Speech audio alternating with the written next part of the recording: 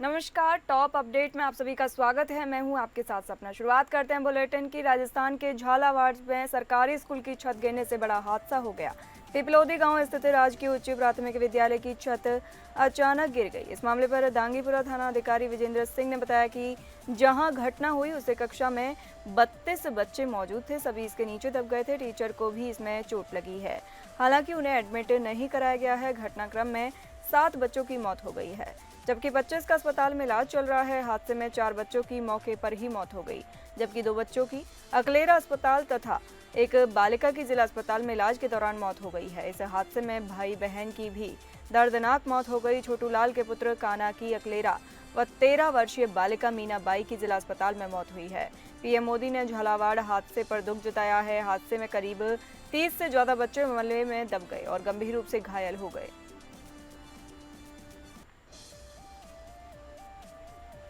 पंडित जवाहरलाल नेहरू सबसे लंबे वक्त तक लगातार देश के प्रधानमंत्री के पद पर रहे थे। अब इस मामले में पीएम मोदी दूसरे स्थान पर पहुंच गए हैं।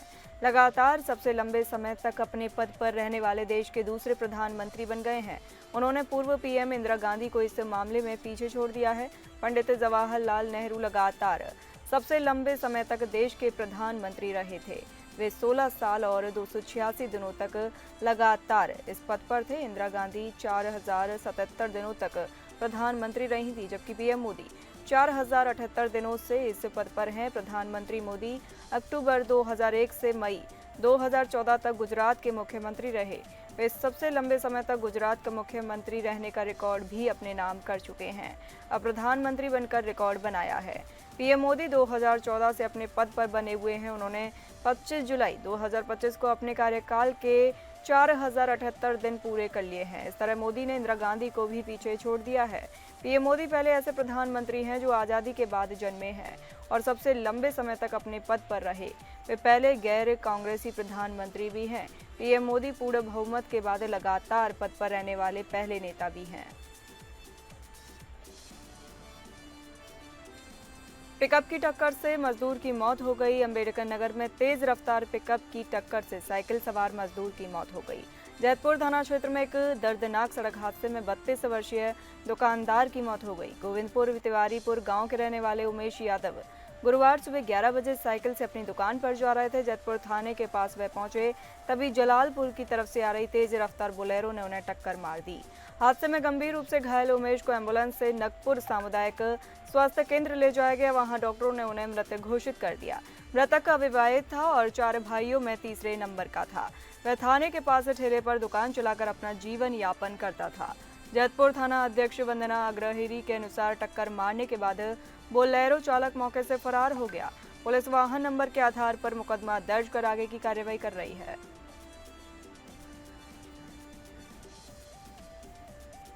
अमरोहा जिले के हसनपुर कोतवाली क्षेत्र से एक बेहद खतरनाक और जानलेवा स्टंट का वीडियो सोशल मीडिया पर तेजी से वायरल हो रहा है। इस वीडियो में गांव के कुछ युवक गंगा नदी के अंदर अपने ट्रैक्टर से हैरत अंगेज स्टंटबाजी करते हुए नजर आ रहे हैं, जो किसी भी बड़े हादसे को न्योता दे सकता है। वायरल वीडियो में साफ दिख रहा है कि युवक ट्रैक्टर को नदी के तेज बहाव में दौड़ा रहे हैं और उसे अचानक रोक रहे हैं और कलाबाजियां कर रहे हैं। यह स्टंटबाजी न केवल उनकी अपनी जान के लिए खतरा है, बल्कि ट्रैक्टर के अचानक अनियंत्रित होने से नदी में मौजूद अन्य लोगों के लिए भी जानलेवा साबित हो सकती है। अक्सर सोशल मीडिया पर लाइक और शेयर बटोरने की होड़ में युवक अपनी जान को जोखिम में डालने से नहीं चूकते।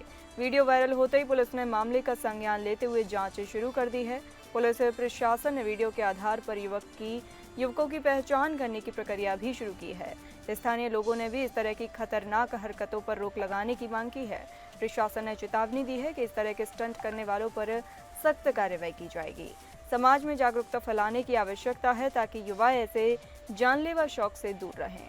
जिम्मेदार नागरिक होने के नाते हमें भी ऐसे वीडियो को बढ़ावा देने से बचना चाहिए।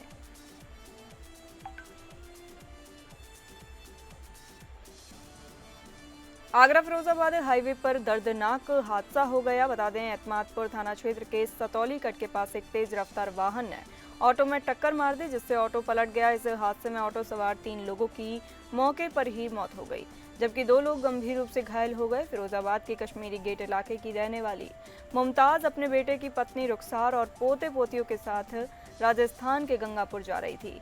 इसके लिए उन्होंने फिरोजाबाद से आगरा कैंट तक की एक प्राइवेट ऑटो किराए पर लिया, लेकिन जैसे ही ऑटो सतौली कट के पास पहुंचा तभी अचानक एक अज्ञात वाहन ने जोरदार टक्कर मार दी। टक्कर इतनी तेजी से हुई कि ऑटो मौके से ही पलट गया और उसमें बैठी मुमताज, उनकी बहू रुखसार और रुखसार के छोटे बेटे बिलाल की मौके पर ही मौत हो गई।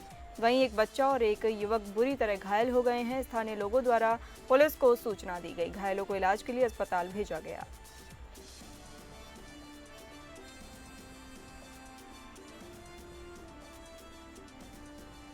मेरठ के दादरी क्षेत्र में स्थित एक शिव मंदिर पर जहां बीते 6 महीनों से कासिम नाम का युवक कृष्णा बनकर रह रहा था और खुद को पुजारी बताकर पूजा पाठ भी करता रहा, अब उसी मंदिर में हिंदू संगठनों ने पहुंचकर शुद्धिकरण किया है।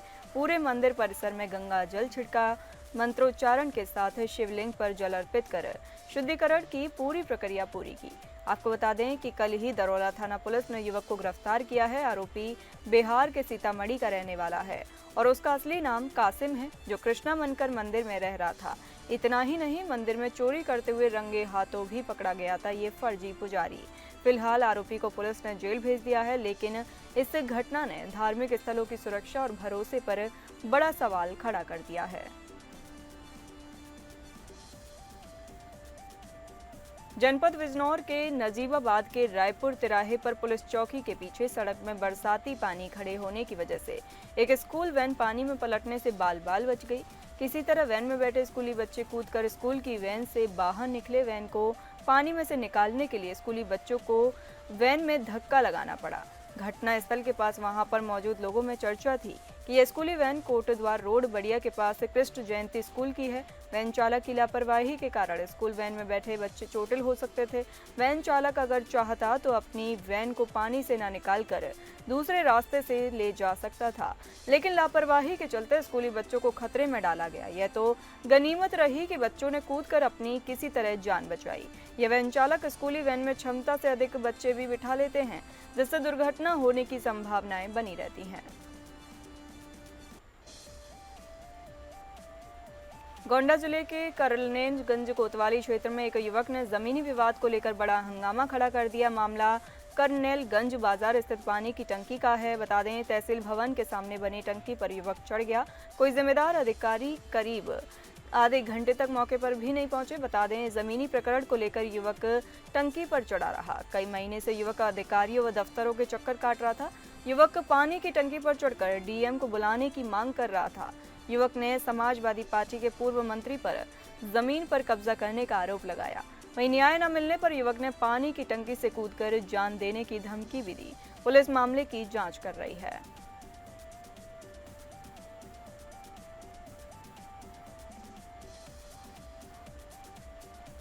मणिपुर में राष्ट्रपति शासन को 6 महीने के लिए बढ़ा दिया गया है, जो 31 अगस्त 2025 से लागू होगा। गृह मंत्री अमित शाह के प्रस्ताव को राज्यसभा ने मंजूरी दी। राज्य में 13 फरवरी 2025 को राष्ट्रपति शासन लगाया गया था, जब सीएम एन वीरेंद्र सिंह ने इस्तीफा दे दिया था। मैतई और कुकी समुदाय के बीच संघर्ष के कारण राज्य में हिंसा हुई थी।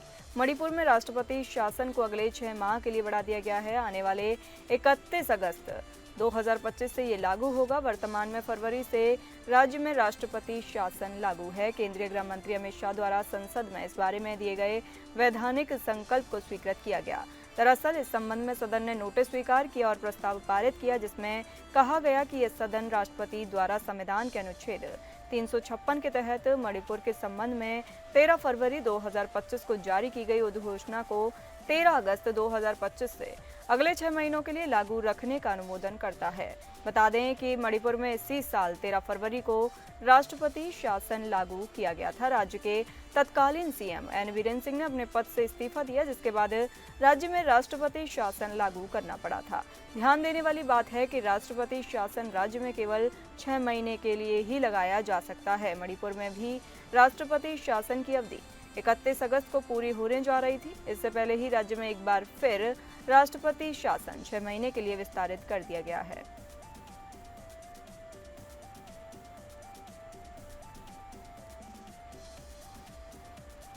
भारत की स्वदेशी रक्षा क्षमताओं को एक महत्वपूर्ण बढ़ावा देते हुए रक्षा अनुसंधान एवं विकास संगठन ने आंध्र प्रदेश के कुर्नूल स्थित राष्ट्रीय मुक्त क्षेत्र रेंज में यूएवी प्रक्षेपित प्रिसिजन गाइड मिसाइल का सफल उड़ान परीक्षण किया है। यह परीक्षण भारतीय रक्षा क्षेत्र के लिए एक बड़ी उपलब्धि मानी जा रही है।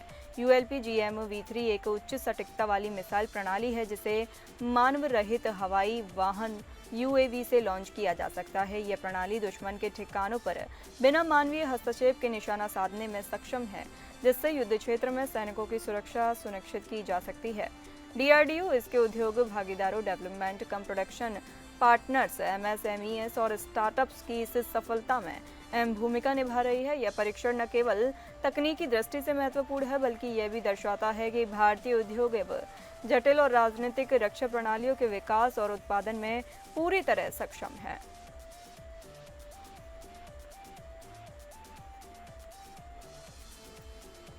प्रधानमंत्री नरेंद्र मोदी अभी 2 विभागीय ब्रिटेन यात्रा पूरी करने के बाद गुरुवार रात मालदीव के लिए रवाना हुए। ब्रिटेन से रवाना होते हुए पहले पीएम मोदी ने नॉर्फोक स्थित सैंडरिंघम स्टेट में किंग चार्ल्स तृतीय से मुलाकात की। इस मौके पर उन्होंने किंग चार्ल्स को एक पौधा भेंट किया। ये पौधा एक पेड़ मां के नाम पर्यावरण पहल के तहत भेंट किया गया। इसके बाद प्रधानमंत्री मोदी अपने 2 दिवसीय दौरे के दूसरे चरण में मालदीव रवाना हुए। यह दौरा राष्ट्रपति मोहम्मद मुइज़्ज़ू के निमंत्रण पर हो रहा है। हाल के वर्षों में भारत मालदीव संबंधों में आई खटास के बाद ये यात्रा दोनों देशों के रिश्तों में नई गर्मजोशी लाने वाली मानी जा रही है। पीएम मोदी मालदीव की स्वतंत्रता की 60वीं वर्षगांठ पर आयोजित समारोह में शामिल होंगे। साथ ही यह वर्ष भारत मालदीव के बीच राजनयिक संबंधों के 60 साल भी पूरे होने का प्रतीक है। –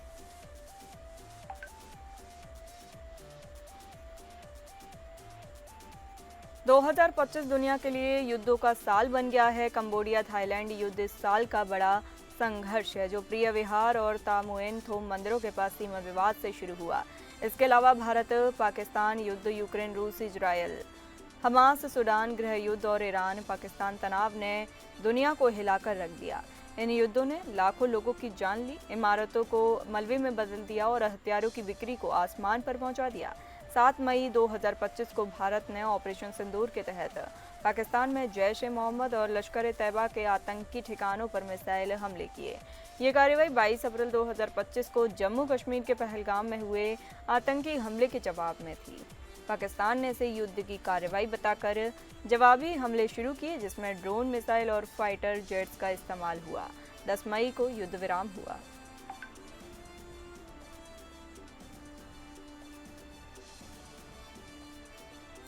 कई सालों की चर्चा के बाद भारत यूके के बीच फ्री ट्रेड एग्रीमेंट हो चुका है। भारत के प्रधानमंत्री नरेंद्र मोदी और यूके के पीएम कीयर स्टारमर की मौजूदगी में इस पर हस्ताक्षर किए गए। इस डील से दोनों देशों के बीच सालाना $34 अरब व्यापार की बढ़ोतरी होगी।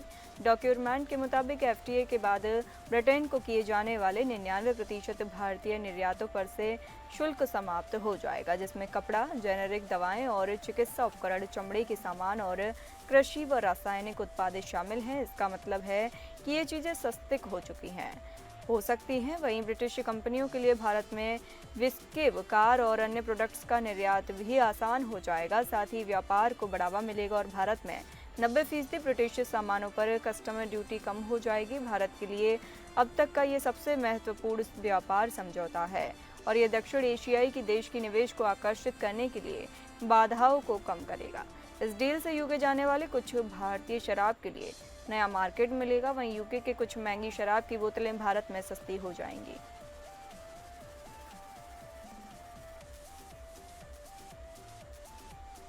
ब्रिटेन दौरे पर गए प्रधानमंत्री नरेंद्र मोदी ने गुरुवार को ब्रिटिश पीएम कीयर स्टारमर के साथ एक संयुक्त प्रेस कॉन्फ्रेंस की। इस दौरान स्टारमर के भाषण का हिंदी में अनुवाद कर रही ट्रांसलेटर कुछ पल के लिए लड़खड़ा गई और अनुवाद करने में अटक गई। अनुवादक ने अंग्रेजी शब्द का उपयोग करने के बाद थोड़ी देर के कुछ देर रुकी और माफ़ी मांगी। प्रधानमंत्री मोदी ने मुस्कुराते हुए जवाब दिया, कोई बात नहीं, हम बीच बीच में अंग्रेजी के शब्द भी इस्तेमाल कर सकते हैं, चिंता मत करें। इस टिप्पणी पर वहां मौजूद लोग ठहाके लगाने लगे और औपचारिक कूटनीतिक माहौल में एक सहजता आ गई। प्रधानमंत्री मोदी की इस बात पर ब्रिटिश पीएम भी मुस्कुराते हुए नजर आए और उन्होंने कहा कि मुझे लगता है कि हम एक दूसरे को अच्छी तरह समझ सकते हैं। जल्द ही यह वीडियो सोशल मीडिया पर भी वायरल हो गया।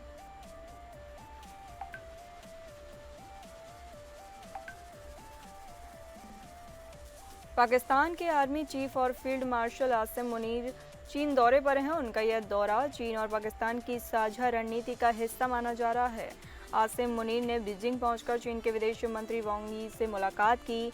वांग यी ने मुनीर को पाकिस्तानी सेना का फील्ड मार्शल बनाए जाने पर बधाई देते हुए कहा कि पाकिस्तानी सेना चीन और पाक की दोस्ती की समर्थक है और राष्ट्र हितों की प्रबल रक्षक है। पाकिस्तानी सेना चीन पाकिस्तान संबंधों के विकास के लिए आगे भी प्रयास करती रहेगी। वांग यी ने कहा कि चीन और पाकिस्तान सदाबहार दोस्त हैं, दोनों की दोस्ती अटूट है, दोनों पक्ष एक दूसरे के मूल हितों से जुड़े मुद्दों पर एक दूसरे को सपोर्ट करते हैं और हर मुश्किल घड़ी में एक दूसरे के साथ मजबूती से खड़े रहते हैं। हाल के वर्षों में राष्ट्रपति शी जिनपिंग और पाकिस्तानी नेताओं के मार्गदर्शन में चीन पाकिस्तान संबंध लगातार आगे बढ़े हैं।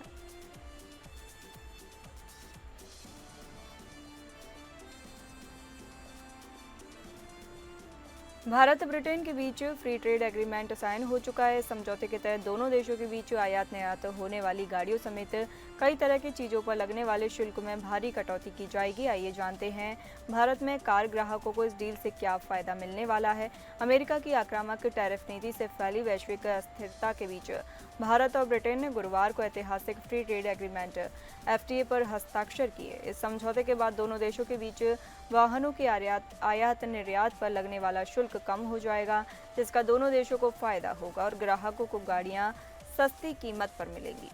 आइए कुछ मुख्य बिंदुओं पर भी जानते हैं। भारत ब्रिटेन के बीच FTA साइन होने से कार खरीदने को क्या फ़ायदा होगा। इस समझौते के तहत केवल भारत में ब्रिटिश कंपनियों की केवल बड़ी और लग्जरी गाड़ियों को ही आयात शुल्क में छूट दी जाएगी। घरेलू मार्केट की सुरक्षा के लिए ब्रिटेन से आने वाली छोटी और मध्यम आकार की कारों को आयात शुल्क में छूट नहीं दी जाएगी।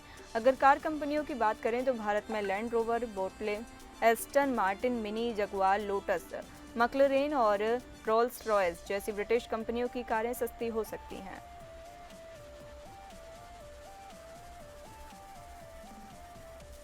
फ्रांसीसी राष्ट्रपति मैक्रोन ने सोशल मीडिया प्लेटफॉर्म एक्स पर एक घोषणा में कहा कि न्यूयॉर्क में संयुक्त राष्ट्र महासभा के सत्र में फिलिस्तीनी राष्ट्र को मान्यता देने की आधिकारिक घोषणा की जाएगी।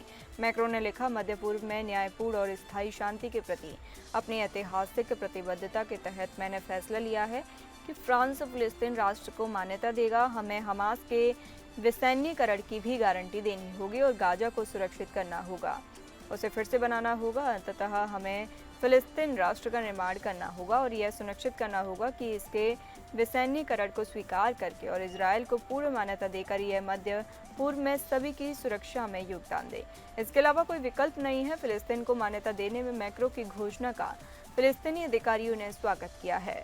फिलिस्तीनी प्राधिकरण के राष्ट्रपति महमूद अब्बास के डिप्टी हुसैन अल शेख ने कहा कि यह स्थिति अंतर्राष्ट्रीय कानून के प्रति फ्रांस की प्रतिबद्धता, फिलिस्तीनी लोगों के आत्मनिर्णय के अधिकार और फिलिस्तीनी राष्ट्र की स्थापना के लिए उसके समर्थन को दिखाती है।